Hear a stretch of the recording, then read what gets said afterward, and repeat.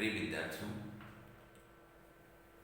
लेखपाल 2020 की होने वाली आगामी परीक्षा को देखते हुए सबसे पहले आपको पुराने पेपर से यानी जो परीक्षा हो चुकी है लेखपाल की उनके प्रश्न पत्रों का अवलोकन करना पड़ेगा, क्योंकि पुराने प्रश्न पत्रों से ही हमें आगामी होने वाले परीक्षा का प्रारूप पता चलता है, किस तरीके से क्वेश्चन आते हैं, किस लेवल का सिंप्लीफिकेशन है, किस लेवल का टफनेस है, यानी परीक्षा कितनी टफ हो रही है, कितनी सिंपल हो रही है। इन सब की जानकारी पुराने प्रश्न पत्रों के माध्यम से ही होता है। तो जब आप आगामी लेखपाल 2020 की परीक्षा की तैयारी शुरू कर रहे हैं तो ऐसे में मैं आपको ये बता दूं कि उत्तर प्रदेश राजस्व विभाग लेखपाल भर्ती परीक्षा सन 2015 का प्रश्न पत्र और इसके उत्तर को इस वीडियो लेक्चर के माध्यम से आप तक इसलिए प्रेषित किया जा रहा है कि आप अपनी प्रिपरेशन को बहुत अच्छे ढंग से कर सकें। ये जितने लोग आपसे कहते हैं पेपर बहुत टफ होता है या फिर पेपर बहुत अजीब टाइप का आएगा, ऐसा कुछ नहीं होता। पेपर बहुत सिंपल वे में होता है। जो सबसे बड़ी दिक्कत है वो पढ़ने वालों की, यानी जो पढ़ने वालों की संख्या है वो बहुत कम है, यही एक दिक्कत हो जा रही है। ठीक है ना। अगर आप अभी से ही पढ़ाई लिखाई शुरू कर देते हैं और बहुत ज़्यादा नहीं, हल्के ढंग से, तो भी मैं आपको गारंटेड बोल दूं कि आपका रिजल्ट आ जाएगा। सो डियर स्टूडेंट्स, अब हम शुरू करते हैं। इस प्रश्न पत्र को आप देखें, इसका अवलोकन करें, इसको पढ़ें। ठीक है ना। अभी मैं लाइव क्लासेज, सारी क्लासेस शुरू होने जा रही हैं। ठीक है ना। विदिन 2 या 3 डेज सारी क्लासेज आपकी शुरू हो जाएंगी, बिल्कुल रेगुलर वे में, रेगुलर टाइम टेबल पर। और इस बात की गारंटी रहेगी कि आप जहाँ जहाँ भी मन करे वहाँ वहाँ का वीडियो लेक्चर आप देख लीजिए। इसके बाद यहाँ की जो टीचिंग शैली होगी, टीच करने की जो एक मतलब कहा जाए शैली होगी और तरीका होगा, इतना अच्छा होगा, चीज़ें आपको 100% समझ में आएंगी। और आई थिंक कि आप ये भी बोलोगे, अपने आप को आप थैंक यू बोलोगे, क्योंकि आपके लिए सबसे ज़्यादा बेनिफिशियल यही होगा। तो डियर स्टूडेंट, लेट्स सी लेखपाल भर्ती परीक्षा, परीक्षा तिथि 13/9/2015, ठीक है ना। और परीक्षा का ये 13/9/2015 का है। सबसे पहले हम भाग 1 हिंदी की बात करते हैं। तो जैसा कि मैंने पहले ही बता रखा है, इस पूरे परीक्षा को 4 भागों में बांटा गया है। एक हिंदी, 25 प्रश्न पत्र होंगे। मैथमेटिक्स यानी गणित में भी 25 प्रश्न होंगे। ठीक है ना। इसी तरीके से मैंने कहा था जो ग्रामीण समाज या उससे पूछे जाने वाले जो क्वेश्चंस होंगे उसके भी 25 होंगे। ठीक है ना। तो लेट स्टार्ट हम शुरू करते हैं इस चीज़ों को। तो ये पूरा पूरा पैटर्न यदि आपको समझ में आ जाएगा, हम टाइम लॉस नहीं करते हैं। हम पहले हिंदी पे आते हैं। ठीक है ना। परीक्षा टोटल जैसा कि मैंने बता रखा है, एक तो इसमें जो सबसे इम्पॉर्टेंट चीज़ होगी वो ये होगी हिंदी का पेपर, गणित का पेपर, ग्रामीण समाज विकास, ये सारा पेपर। चौथा आपका सामान्य अध्ययन कह दो या फिर जनरल नॉलेज कह दो। तो भाग 1 हिंदी में देखते हैं। पहला क्वेश्चन है ऊंट के मुंह में चीरा। अब आप बताइए, इसको आप कई बार पढ़ चुके होंगे।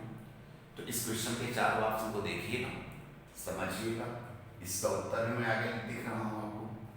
क्योंकि इस लेक्चर का ये मतलब नहीं कि मैं आपको बहुत कुछ चीजें समझाने जा रहा हूँ, एक पेपर दिखा रहा हूँ जिससे आप समझ सकें। दूसरा क्वेश्चन है जूते चाटना, इसको भी आप देख लीजिए। तीसरा क्वेश्चन आपका है काली घटा का घमंड, काली घटा का घमंड घटा, इसमें कौन सा अलंकार है? तो मुहावरा हो गया, अलंकार हो गया। फिर ये देख लीजिए, आखिया हर दर्शन को भूखी, कैसे रहे रूप रस राची, ए बतिया सुन रूखी। तो क्या कह रहे हैं? आखिया हर दर्शन को भूखी, कैसे रहे रूप रस राची, ए बतिया सुन रूखी। तो इसमें से क्या पूछ रहे हैं? रस पूछ रहे हैं। तो ये सब आप देख रहे हैं कितना सिंपल क्वेश्चन है, कितने सरल क्वेश्चन है। अगला क्वेश्चन है क्वेश्चन नंबर 5, निम्नलिखित शब्दों में से तरह शब्द का चयन कीजिए, ठीक है ना। तो ये भी आपको देखना है। फिर क्वेश्चन नंबर 6, उदय शब्द का विलोम आप बताइए, विकल्प में से तत्सम शब्द का चयन करिए। तो आप देख रहे हैं तत्सम, तद्भव और जो रसार है, अलंकार है, इस तरीके से है, कारक आ गया, ठीक है ना। ऐसे क्वेश्चन नंबर 10 आप देख रहे हैं, मोटे छपे शब्द को शुद्ध वर्तनी कौन सी होगी, अत्यधिक व्यस्तता से जीवन में नीरसता आ जाती है। तो आपको शुद्ध वर्तनी ढूंढना है। तो ये क्वेश्चन नंबर 11 होगा, इसको भी आप लोग देख लीजिए। ये क्वेश्चन नंबर 11 को, ये क्वेश्चन नंबर 11 है डियर स्टूडेंट्स। यहाँ पे ये देखो, ये तो क्वेश्चन नंबर 10वां था, तो 10वें में ये ऑप्शन दिया जा रहा है। इसको मैं आपको दिखा देता हूँ कंप्लीट क्वेश्चन, क्वेश्चन नंबर 10 का ये। अब आप इसको ऐसे देखते चलिए। इन्होंने अत्याधिक लिखा था और अत्याधिक का सही सब पूछ रहे थे। तो आप ये देख रहे हैं ना, इसमें अत्याधिक, अत्यधिक, ये सब जो है आप देखते चलिएगा, ठीक है। अगला क्वेश्चन इसमें आता है त्रिवेणी शब्द, ये त्रिवेणी शब्द में कौन सा समास है? तो समास भी पूछा गया है, आप देख रहे हैं। क्वेश्चन नंबर 12 में ये कहा जा रहा है विद्वान शब्द का स्त्रीलिंग क्या होगा? तो यानी पुल्लिंग, स्त्रीलिंग, ये भी एग्जाम में आएगा। चाकू शब्द का बहुवचन यानी शब्दों के वचन भी पूछे जाएंगे। तो आपको एक आइडिया मिलता चला है ना, माता जी को यानी वाक्यों में रिक्त स्थानों की पूर्ति करना है, यानी जो सेंटेंस है, जो वाक्य है, उसको पूर्ण करना है, कंप्लीट करना है। तो आप कर ले जाएंगे इसको। फिर ये क्वेश्चन और भी है, क्वेश्चन नंबर 15, इसमें भी यही कहा जा रहा है ऐसा व्यक्ति जिसके आने का दिन और समय पहले से निश्चित नहीं होता। तो ये भी आप देख रहे हैं। स्वच्छ शब्द का पर्यायवाची भी पूछा जाएगा, ठीक है ना। फिर क्वेश्चन नंबर 17 से 18 के लिए कुछ निर्देश दिए गए हैं जो आपको दिख रहा है। निम्नलिखित प्रश्नों में अनेकार्थी शब्द दिए गए हैं, एक अर्थ शब्द के साथ ही लिखा है, दूसरा अर्थ आप बताइए, ठीक है ना। जैसे ये कह रहे हैं प्रश्नों में अनेकार्थी शब्द दिए गए हैं, ठीक है। तो एक अर्थ तो दिया ही उन्होंने, दूसरा अर्थ आपसे पूछ लिया। तो कुल मिलाकर के अगर आपको जैसे अनेकार्थी शब्द आप पढ़ते हैं, ठीक है ना, तो उसमें आप देखते होंगे कि ये के बहुत सारे, भाई एक शब्द है उसके कई अर्थ होते हैं। तो उसमें जैसे एक अर्थ दे दिया, दूसरा आपसे पूछा जाता है। तो ऐसी सिचुएशन में आप देख करके इसको समझ लेंगे। अब आइए क्वेश्चन नंबर 18 पे, कनक धतूरा को कहते हैं, कनक और किसको कहते हैं? तो ये तो आप बहुत बचपन से, मतलब कहा जाए कि क्लास 7th 8th से ही चीजें सीख रहे हैं। तो बहुत मुश्किल पेपर नहीं है, बहुत टफ पेपर नहीं है। बस जो जरूरत इस समय है, नेसेसिटी किसकी? प्रिपरेशन की। अगर आप रेगुलर 2 घंटे भी पर डे देते जाते हैं तो 100% यू विल सिलेक्ट, ठीक है ना, कोई रोक नहीं सकता आपको। तो मैं बार बार, अभी जैसे मैं 2015 का पेपर आपको दे रहा हूँ, फिर ऐसे 2016 का दूंगा, सारे पेपर पहले दूंगा, इसके बाद क्लासेस शुरू कर हो जाएंगी आपकी। तो आप लोग अभी रेगुलर टाइम टेबल पे रहिएगा, ठीक है ना, क्लास शुरू हो जाएगी। ये आप देख लीजिए। फिर रीतनुसार शब्द का, रीत नुसार शब्द का संधि विच्छेद क्या होगा, तो इसका संधि विच्छेद पूछा गया है। ये है क्वेश्चन नंबर 19, ठीक है ना। अब देखो 20 से 21 क्वेश्चन के लिए वाक्यों में कुछ त्रुटियां हैं, त्रुटि वाले वाक्य के जिस भाग में त्रुटियां हों उसके अनुरूप विकल्प ए, बी और सी में उत्तर दें, ठीक है। पहले आप क्वेश्चन पढ़ लीजिएगा। निम्नलिखित वाक्यों में से कुछ में त्रुटियां हैं, ठीक है। त्रुटि वाले वाक्य के जिस भाग में त्रुटियां हों उसके अनुरूप विकल्प ए, बी और सी में से उत्तर दें। यदि वाक्य में कोई त्रुटि ना हो तो डी सही उत्तर होगा। तो आप ये देखो, जैसे मुझे कल 2 किलो लीची खरीदने हैं, कोई त्रुटि नहीं, तो इन वाक्यों को आप देख लें, इसमें जिसमें त्रुटि आपको समझ में आ रही हो तो उस वाले को टिक कर दें, और जिसमें त्रुटि नहीं आ रही हो, ठीक है ना, तो आंसर भी लगा दें आप लोग, तो ये डी आंसर हो जाए। तो इस तरीके से आप इसको देखें, क्वेश्चन नंबर 21 को अपने अपनी किताबें बस्ते में डाल लो, कोई त्रुटि नहीं।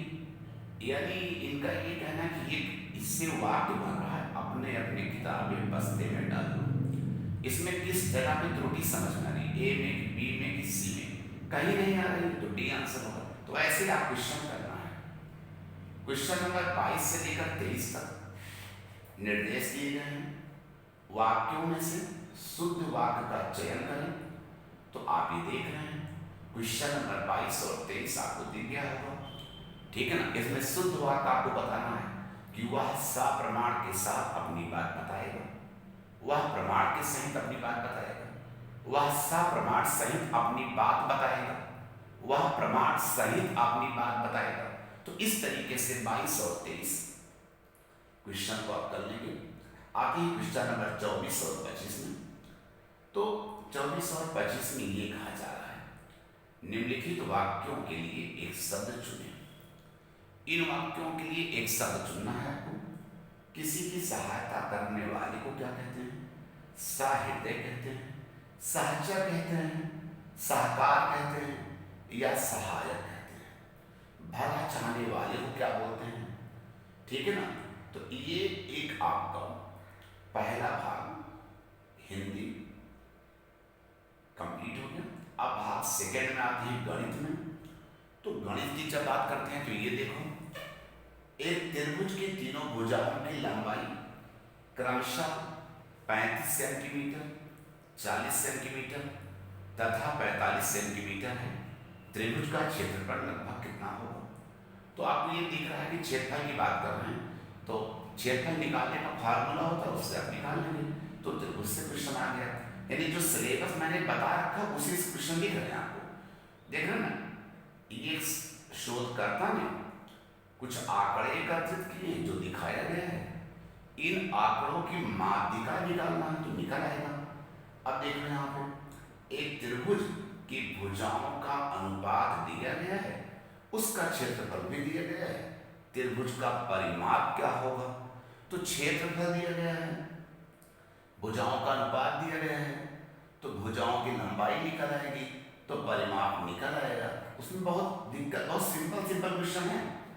ये तो लोग हवा बना दे रहे हैं कि मैं आपको जादू कर दूंगा, मैं टोना कर दूंगा, कुछ नहीं होने वाला है। आप पढ़ना शुरू कर दो, एक प्रॉपर गाइडेंस के अंदर मैं लिख कर दे दूं कि सिलेक्शन कोई रोक नहीं सकता आपको। ये देखिए यहाँ पे क्वेश्चन नंबर 29 में क्या कहा जा रहा है, रघु ने 1200 किलोमीटर की यात्रा हवाई जहाज से तय की, जो उसकी कुल यात्रा का 2/5 भाग थी। उसने कुल यात्रा का 1/3 भाग कार द्वारा तथा शेष यात्रा रेलगाड़ी द्वारा तय की। रेलगाड़ी द्वारा तय की गई यात्रा की दूरी कितनी होगी? तो ऐसे क्वेश्चन अभी आप वेट कर लें, इसी चैनल पर इतना ट्रिकी वे में सिखा दिया जाएगा कि सेकेंडों के अंदर आप आंसर दे देंगे। यानी आपको कुछ भी नहीं आता तो इसकी श्योरिटी है कि आपको सब आएगा। ठीक है ना, ये हो। अब आते हैं क्वेश्चन नंबर 30 की बात करते हैं। तो क्वेश्चन नंबर 30 में भी यही है।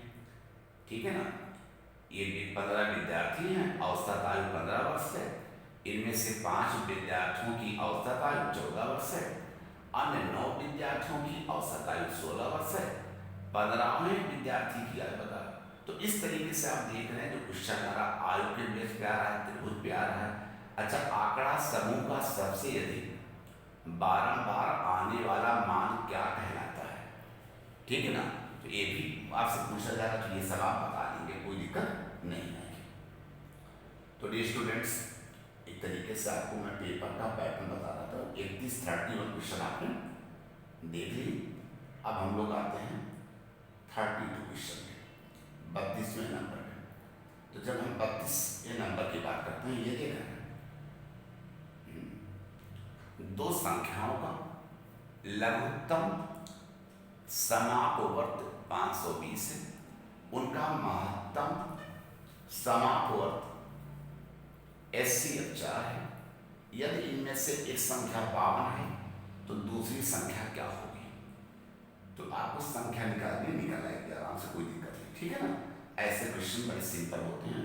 मैंने कहा ना कि आप बिल्कुल घबराए ही ना, बहुत सिंपल वे हम लोग काम करते हैं।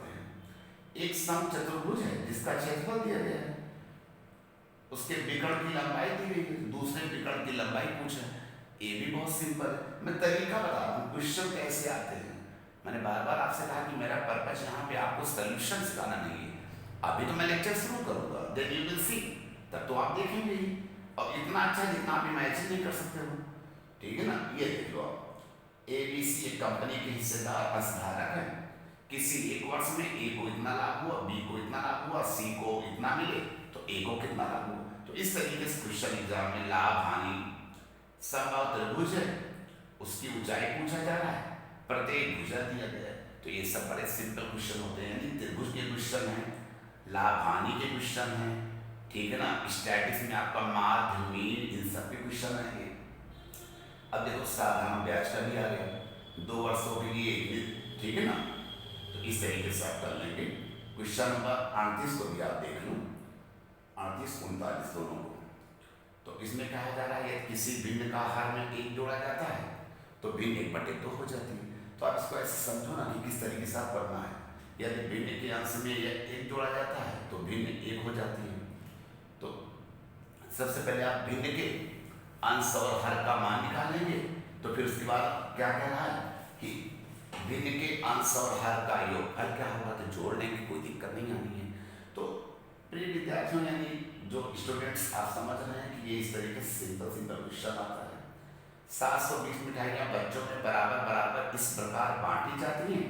अब देख रहे हो ये सब क्वेश्चन 8th लेवल के हैं, 9th लेवल के हैं, 10th लेवल के हैं। कहीं यहाँ पे इंटर और इसकी बात बहुत ज़्यादा क्वेश्चन में नहीं दिख रही आपको, जितना आपको मतलब लोग डरा देते हैं।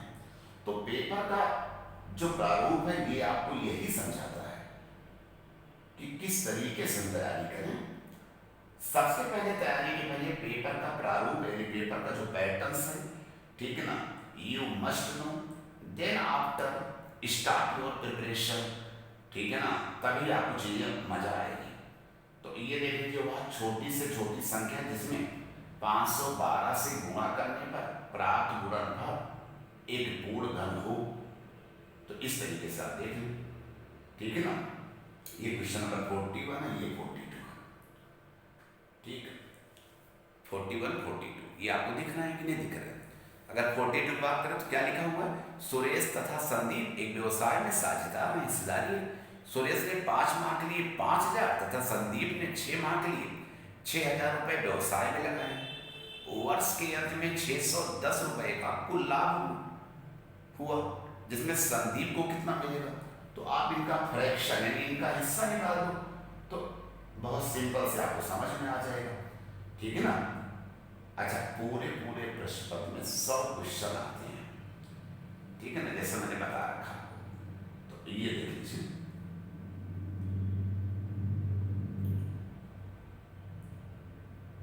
ये क्वेश्चन नंबर,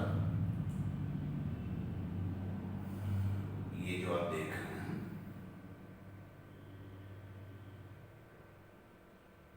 ये क्वेश्चन, एक मिनट वेट करने, बस ये आ गया क्वेश्चन नंबर 42 हो चुका था। अब 43 पे आ जाओ। तो 43 पे ये कह रहे हैं कि यार n+2 n+3 n+5 का औसत क्या होगा, तो वो भी आप निकाल देंगे औसत की वैल्यू।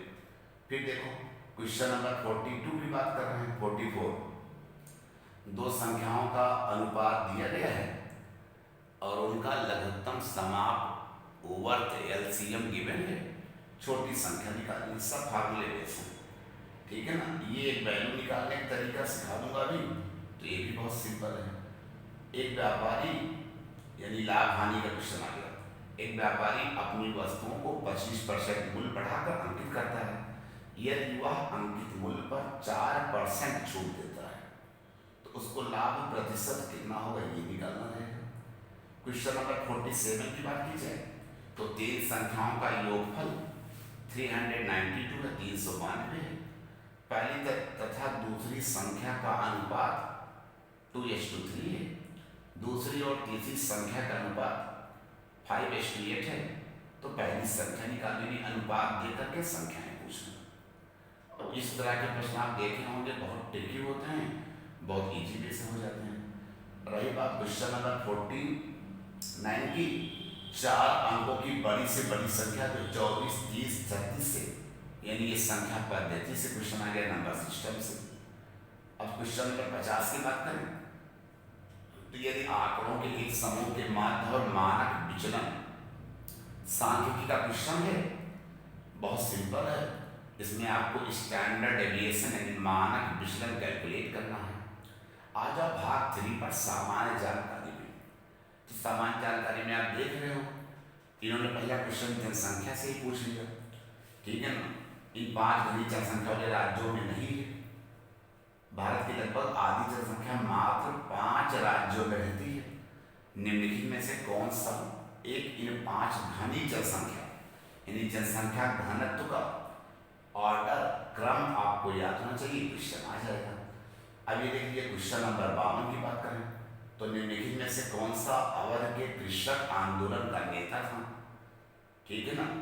तो अवध समझ रहे ना, बहुत अच्छा क्वेश्चन है। महात्मा गांधी, BR अम्बेडकर, अल्लूरी सीताराम राजू, बाबा रामचंद्र, इतिहास का क्वेश्चन है, बहुत पॉपुलर क्वेश्चन है, कई बार PCS तक की एग्जाम में पूछा जा चुका है। क्वेश्चन नंबर 53 की बात करें तो ये वर्ष 2015 के सर्वोत्तम कल्याण संगठन पुरस्कार को सम्मानित किया गया। तो ये 2015 का करंट का क्वेश्चन था, ठीक है ना। तो आप ऐसे इसको समझ लीजिए, बहुत अच्छे से चीजें आ जाएंगी, कहीं से कोई दिक्कत नहीं आनी है। ये मैं आपको पेपर का पैटर्न ही समझा रहा हूँ कि किस पैटर्न पे ये पेपर क्वेश्चन पेपर एग्जाम में आते हैं। ये इसकी जानकारी बहुत जरूरी है, आपको जो होनी चाहिए, ठीक है ना। ये देख लीजिए, बहुत अच्छे अच्छे क्वेश्चन आ रहे हैं और मैं आपको बताऊं कितना सिंपल क्वेश्चन है, आप खुद देख लो। कह रहे निम्नलिखित में से किसको लोकनायक के रूप में जाना जाता था? जयप्रकाश नारायण जी को, चित्तरंजन दास जी को, आशुतोष मुखर्जी को, CF एंड्रयूज को। तो ऐसे क्वेश्चन तो इतने कॉमन क्वेश्चन है कि आई थिंक कि अब इतना नहीं कर पाओगे तो फिर कैसे क्या कर पाओगे। हाँ, अभी सबकी मैं सीरीज दे दूंगा, एक्सपेक्टेड क्वेश्चन दे दूंगा, बशर्ते मैंने कहा इस चैनल को भी आप लाइक करते चलिए, इस चैनल को सब्सक्राइब करते चले, क्योंकि इसी पे भी आपका फ्यूचर डिपेंड हो जाएगा। ये मैंने कहा। क्वेश्चन नंबर 55 की बात करता हूँ तो निम्नलिखित में से कौन वर्तमान में विश्व बैंक का अध्यक्ष है? करंट अफेयर का क्वेश्चन है। अशोक के आक्रमण के दौरान कलिंग पूर्वी प्रांत की राजधानी कौन सी थी? तो ये एंशिएंट हिस्ट्री, प्राचीन इतिहास का क्वेश्चन है। यांत्रिक ऊर्जा को वैद्युत ऊर्जा में रूपांतरित करते हैं ये साइंस टेक्नोलॉजी का क्वेश्चन है। मशरूम किसके उदाहरण है? ठीक है ना, ये भी साइंस में ही आएगा। ठीक है ना, यानी कुल मिला के समझ लो बायोलॉजी जीव विज्ञान का क्वेश्चन है, साइंस टेक में ही आएगा। निम्नलिखित में कौन से देश का संसार में धान उत्पादन में दूसरा स्थान है? ठीक है, तो ये आपकी विश्व भूगोल वर्ल्ड ज्योग्राफी का क्वेश्चन है, तो इसको भी आप अच्छे से देखते चलेंगे। क्वेश्चन नंबर 60 की जब मैं बात कर रहा हूँ, भारत में पंचायती राज स्थापित करने वाले प्रथम 2 राज्य कौन से थे? तो ये जो क्वेश्चन आप देख रहे हैं ये इंडियन पॉलिटी यानी भारतीय संविधान का क्वेश्चन है और बहुत पॉपुलर क्वेश्चन है। जब आप पढ़ेंगे तो बहुत सिंपल चीजें हैं। हाल ही में किस देश ने WU-14 अति ध्वनिक स्ट्राइक यान का चौथा सफल परीक्षण किया? तो ये जो आप देख रहे हैं ये करंट अफेयर का क्वेश्चन है। भारत में पृथ्वी के धरातल का कितना प्रतिशत घेरा हुआ है? भूगोल का क्वेश्चन है। दिल्ली मेट्रो को अपनी प्रथम ड्राइवर रहित रेलगाड़ी किस देश से प्राप्त हुई थी? एक करंट का क्वेश्चन है। 15 मार्च 2015 को बैडमिंटन चैंपियनशिप, तो ये तो खेल का क्वेश्चन है, करंट में ही माना जाएगा। काबिनी, हेमवती और अमरावती कौन सी नदी की सहायक नदियां हैं? तो ये भी भूगोल का क्वेश्चन है। ठीक है ना, यानी भारत का भूगोल नदियां इसका एक पार्ट है। तो अब हम लोग इस क्वेश्चन को यहाँ तक तो देख चुके हैं। अब हम लोग अगले पार्ट में आ जाते हैं क्वेश्चन के। ये देख लीजिए आप क्वेश्चन नंबर 67 में, तो ये कहा जा रहा है सामान्य प्रावस्था में कंपायन माध्यम के किन्हीं 2 सबसे निकटतम कणों के बीच की दूरी होती है? तो ये भौतिक विज्ञान फिजिक्स का क्वेश्चन है। ठीक है ना, साइंस टेक में आएगा। शहरों के बाहर आर्थिक सुअवसर बनाने के लिए मॉडल शहरी आधारभूत संरचना और सेवाएं ग्रामीण केंद्रों में स्थापित करने का प्रस्ताव रखता है। तो ये जो देख रहे हैं क्वेश्चन नंबर 67 है। ठीक है ना, यानी शहरों के बाहर आर्थिक सुअवसर बनाने के लिए मॉडल, कौन सा मॉडल है? तो ये इकोनॉमिक्स का क्वेश्चन है। 1857 के प्रथम स्वतंत्रता विद्रोह में भाग लेने वाली प्रसिद्ध महिला स्वतंत्रता सेनानी कौन सी थी? ठीक है ना, ये भारतीय इतिहास का क्वेश्चन है, मॉडर्न हिस्ट्री का क्वेश्चन है, यानी freedom struggle, Indian freedom struggle का। फिर 69 ये भी मॉडर्न हिस्ट्री क्वेश्चन है, गांधी जी भारत छोड़ो आंदोलन। ठीक है ना, यानी इंडियन मॉडर्न हिस्ट्री का। राष्ट्रीय आय को क्या कहा जाता है? इकोनॉमिक्स का क्वेश्चन है। गदर क्रांति, ठीक है ना, मैं इसलिए बताता चल रहा हूँ कि आपको ये आइडिया लगे किस पोर्शन से कितना ज्यादा कितना कम पूछा जा रहा है। तो गदर क्रांति ये भी आपका हिस्ट्री का क्वेश्चन है। ठीक है ना, मोहिनी अट्टम नृत्य के रूप निम्नलिखित में से किस राज्य से संबंधित है? तो इसको आप यानी कला संस्कृत का क्वेश्चन मान लीजिए चाहे। ठीक है, कला संस्कृत का ही क्वेश्चन मान के चलते हैं इसको लोग। क्वेश्चन नंबर 73, कौन सा मेरु रज्जु का एक महत्वपूर्ण कार्य है? विज्ञान का क्वेश्चन है, जीव विज्ञान का, बायोलॉजी का, साइंस टेक में आएगा। उपराष्ट्रपति को अपना कार्यकाल समाप्त होने पर पूर्व अपने पद से हटाने का अधिकार किसके पास है? तो ये आप तो क्वेश्चन नंबर 74 देख रहे हैं, ये इंडियन कॉन्स्टिट्यूशन भारतीय संविधान का क्वेश्चन है। आज आप क्वेश्चन नंबर 75 पे 75 पे किसका प्रशांतक औसत के रूप में प्रयोग किया जाता है? ठीक है ना, तो ये भी केमिस्ट्री का, यदि केमिस्ट्री एवरीडे लाइफ का क्वेश्चन है, साइंस टेक में आएगा। ठीक है ना, तो आप इस तरीके से ये बातें समझ लीजिए। तो मैंने क्वेश्चन का एक आपको ट्रेंड समझा दिया, कैसा ट्रेंड क्वेश्चन का आता है। ठीक है ना, इन क्वेश्चन को आप ऐसे देख लो कि ये अब हम ग्रामीण विकास यानी ग्रामीण समाज ग्रामीण विकास की बात करते हैं। तो इसमें तो इंदिरा आवास योजना मैंने बता रखा है कि इंदिरा आवास योजना हर साल एग्जाम में आ ही जाता है। इंदिरा आवास योजना है, विश्व का सबसे पुराना। अच्छा, ये जो ग्रामीण विकास है, लोग कंफ्यूज होते हैं, बहुत सिंपल चीज है। इसमें सरकार द्वारा चलाई गई योजनाएं ज्यादा पूछी जाती हैं ग्रामीण विकास के लिए। अब वो राज्य सरकार की योजनाएं हैं कि केंद्र सरकार की, एक एक आपको याद होना चाहिए। तो ये मैं कह रहा, जैसे क्वेश्चन नंबर 77 है, भारत में स्थित किस शहर को विश्व का सबसे पुराना शहर माना जाता है? तो ये क्वेश्चन नंबर 77 है। ठीक है। उत्तर मध्य रेलवे का मुख्यालय कहाँ स्थित है? तो ये उत्तर मध्य रेलवे है। ठीक है ना। अब चमड़े का वस्तुओं के लिए प्रसिद्ध जिले कौन से हैं? तो यानी कुल मिला के परियोजनाओं के बारे में पूछा जा रहा है, केंद्र सरकार की योजनाओं के बारे में पूछा जा रहा है। तो ये सब परियोजनाएं जो आप देख रहे हैं भाई, और कृषि बारे में पूछा जाएगा तो चमड़े की वस्तुओं के लिए भू कृषि का रिकॉर्ड कौन सा है? यानी आपको ये सब आना चाहिए ना, चकबंदी और भूबंदी इन सब के बारे में। तहसील स्तर के निकायों क्या कहा जाता है? भाई जब आप लेखपाल की तैयारी कर रहे हो, लेखपाल बनने की कोशिश कर रहे हो, लेखपाल बनने जा रहे हो, तो आपको तो भाई छोटी छोटी, जैसे बीडीओ का क्या काम है, लेखपाल का क्या काम है, नायब तहसीलदार का क्या काम है, तहसीलदार का क्या काम है, मतलब इन सब चीज़ों की बहुत बेसिक नॉलेज आपकी चाहिए। उत्तर प्रदेश को कितने जिलों में विभाजित किया गया है? ये उत्तर प्रदेश का क्वेश्चन है। उत्तर प्रदेश के किस शहरों में पीतल? तो ये तो प्रदेश का क्वेश्चन है, ये सब उत्तर प्रदेश क्वेश्चन है। 84 में 85 में कहा जा रहा है कौन सी भाषा राज्य के पश्चिमी भागों, रोहिलखंड और ऊपरी दुआब में बोली जाती है? तो ये सब आप देखेंगे। ठीक है ना। उत्तर प्रदेश की भाषा का क्वेश्चन है। अम्बेडकर विशेष रोजगार ये योजना का क्वेश्चन है। 87 भी आप देख लीजिए, सुल्तानपुर ने इतना पहल की है, मतलब ये क्वेश्चन, सुल्तानपुर ने सामाजिक वानिकी योजना को कुशल कार्य प्रणाली के लिए केंद्रीकृत डाटाबेस की समस्या का समाधान करने की पहल की। ठीक है ना। तो इस तरीके से जो क्वेश्चंस आपको दिख रहे हैं ये एग्जाम में आते रहते हैं। और मैं बार बार कर रहा हूँ कि पैटर्न जरूर देखिएगा, बिना पैटर्न के आप एग्जाम की तैयारी नहीं करेंगे, ये मेरा अपना मानना है। क्योंकि इसके बगैर अगर आप सोचते हैं फिर आपको ये दिक्कत आती जाएगी। जैसे ये देखना, क्वेश्चन नंबर 88 में क्या कहा जा रहा है? हाल ही में केंद्र सरकार को प्रस्तुत की गई रंगराजन की रिपोर्ट के अनुसार कोई व्यक्ति जो ग्रामीण क्षेत्र में अधिक खर्च करता है उसे गरीब नहीं समझा जाएगा।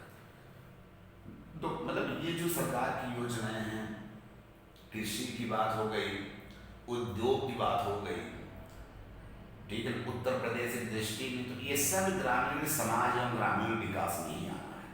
तो ग्रामीण विकास का पेपर ही होता है। उत्तर प्रदेश उच्च न्यायालय के मुख्य न्यायाधीश की नियुक्ति कौन करता है? तो ये तो क्वेश्चन अगर देखा जाए तो इंडियन कॉन्स्टिट्यूशन का है। एक व्यक्ति को पंचायत सदस्य के लिए भी इंडियन कॉन्स्टिट्यूशन का, ग्रामीण विकास में तो ठीक है भाई, ग्रामीण विकास में तो ग्राम पंचायत का चुनाव होता है, तो वहाँ पे तो प्रधान, बीडीसी, ये सब कुछ आपको पता होना चाहिए। घरेलू व्यक्तिगत सौर जल हीटर के लिए यदि, ठीक ना, सौर जल हीटर यानी सौर ऊर्जा का क्वेश्चन है, तो एक ग्राम पंचायत में ग्राम के वार्डों से चुने हुए कितने सदस्य होते हैं? तो ये भी आपको पूछा जाएगा, ग्राम पंचायत क्वेश्चन है। अभी तो इस टाइप के बहुत सारे क्वेश्चन आएंगे ना आपकी बात। तो ये भी हो सकता है जो कार्ड बनते हैं गाँव में, लाल कार्ड, तो कौन सा कार्ड याद है ना, खाद्यान्न वितरण के लिए, तो वो सब भी पूछे जाएंगे। उत्तर प्रदेश के प्रमुख व्यवसायिक फसल क्या है? व्यवसायिक फसल समझते हैं ना, जिसको बेच करके हम पैसा पा सकते हैं। तो मध्याह्न भोजन कार्यक्रम के अनुसार विद्यालय स्तर पर बच्चों के न्यून भार का प्रतिशतता का आकलन किस आवृत्ति पर किया जाएगा?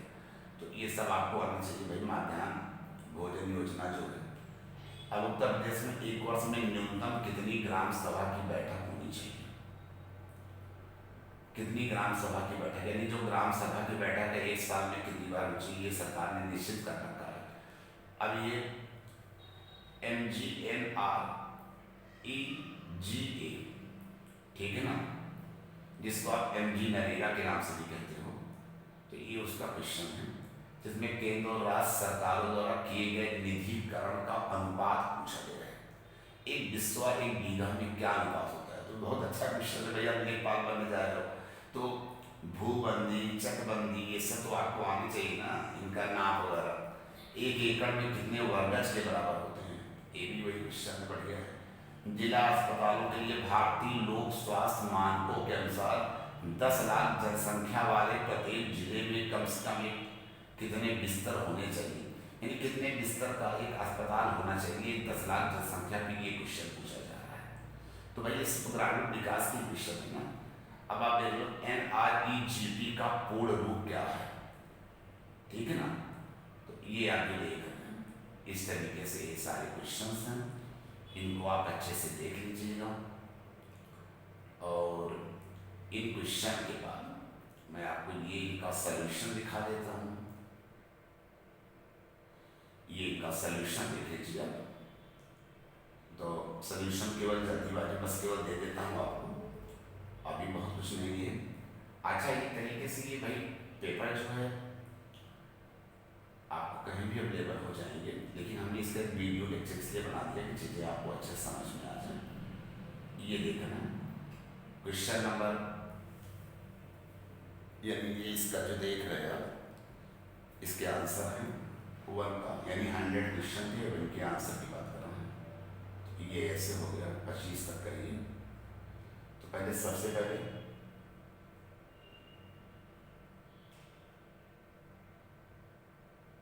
ये आप 1 से लेके 25 तक के हिंदी के क्वेश्चन के आंसर हो गए।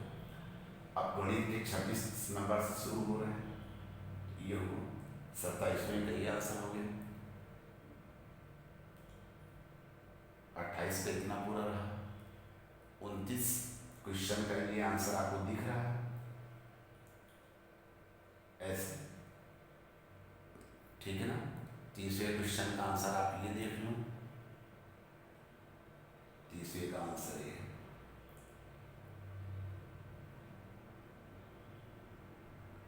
ठीक है ना। ये 30वें का आंसर है।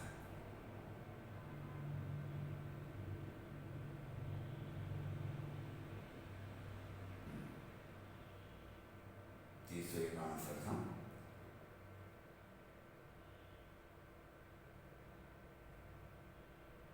ये, आप देखते चलो इसको।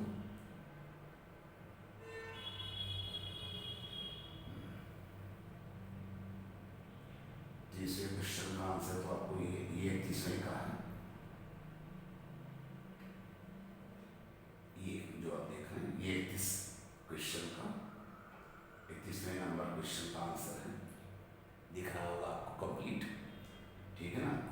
तो ये 32वें का है, ये भी दिख रहा है आपको। ये 33 नंबर क्वेश्चन का है, मैं आपको दिखा रहा हूँ। ये 33 नंबर का है आंसर, दिखा। ऐसे ही हम 34 नंबर क्वेश्चन के अगर आंसर की बात करेंगे, ये 34 नंबर का है, ठीक है। ऐसे ही ये देख लो आप, ये 35 नंबर क्वेश्चन का आंसर है। ऐसे ये 36 नंबर क्वेश्चन का आंसर था। ये 37 नंबर का है। ये 38 नंबर क्वेश्चन का आंसर आपको दिखा रहा हूँ, ये, ठीक है ना। ये अब हम दूसरे पेज में आ जाते हैं।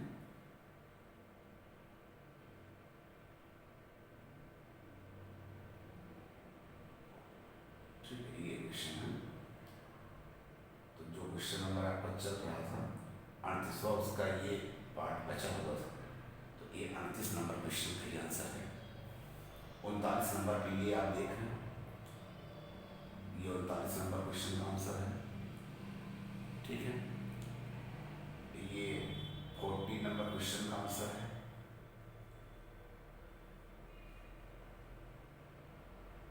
है ना। ऐसे ही ये 41 का है। 41 क्वेश्चन का आंसर आपको दिए गए हैं। ये 42 क्वेश्चन का आंसर है। ये 43 क्वेश्चन का आंसर है।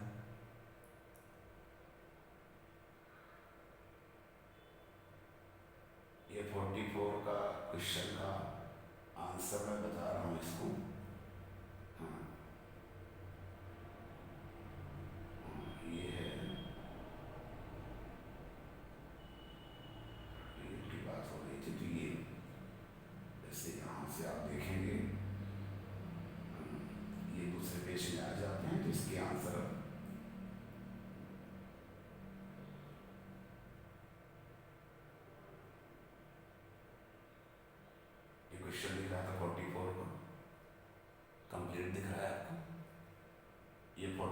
क्वेश्चन का आंसर दिया है, ये 46 क्वेश्चन का आंसर है, दिख रहा है, ये 47 क्वेश्चन का आंसर है,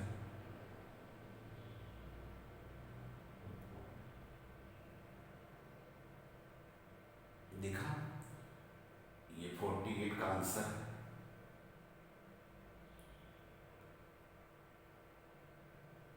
ये 49,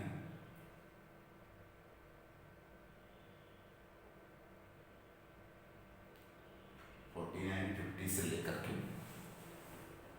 49 क्वेश्चन का आंसर है, इसके बाद एक 50 का आंसर है। तो इस तरीके से आपको ये दिख रहा है पूरा 50 से लेकर के कंप्लीट 100 तक का आंसर आपको एक एक दिख रहा है। तो डियर स्टूडेंट्स, इस प्रीवियस ईयर पेपर और उसके सोल्यूशन के माध्यम से देखो, ये एक तरीके से मैं भी इसको अच्छे मतलब ये तो एक प्रॉपर वे में सॉल्व किया हुआ पेपर पैटर्न था। अभी आगे हम लोग इसको इजी वे में, मतलब जो ये तरीका आपको टफ लग रहा है, जो ये तो नेट से लिया गया था, तो अभी जो ये टफ तरीका लग रहा है आपको, जैसे ये पेपर भाई हमको तो अभी पेपर सबके पास होते नहीं है, तो पेपर तो हर जगह आजकल अवेलेबल है इंटरनेट पे। तो मैं ये कह रहा था कि ये जो भी पेपर आप देख रहे हैं अभी, इसको बहुत ईजी वे में एक एक्सप्लेनेशन करके समझाऊंगा आपको, एक एक चीज एक एक टर्म को समझाऊंगा। तो डियर स्टूडेंट, इस लेक्चर में यानी जो ये प्रीवियस ईयर 2015 लेखपाल परीक्षा का जो प्रश्न पत्र और उसके हल यानी क्वेश्चन पेपर एंड उसका सॉल्यूशन आपको दिखाया गया, ठीक है ना। इसको अच्छे समझ लीजिएगा, बिकॉज जब आप किसी एग्जामिनेशन की प्रिपरेशन करते हैं तो first you should know the previous year patterns examination paper, ठीक है ना, क्योंकि स्ट्रैटेजी, टफनेस, सिंपलनेस सब वही बताएगा। तो thanks and best of luck, पढ़ते रहिए अच्छे से, ठीक है ना। इस चैनल पे सारी जानकारी आपको वन डे एग्जाम के बारे में मिलेगी। अभी ये चैनल नया शुरू किया गया है, अच्छी फैकल्टीज को जोड़ करके आप निश्चित रहें और पूरे भारत देश की सबसे अच्छी फैकल्टी के माध्यम से आपको गाइड किया जाएगा, यानी जो आपका सुपरविजन होगा under the Indian top most faculty. Best of luck and thanks.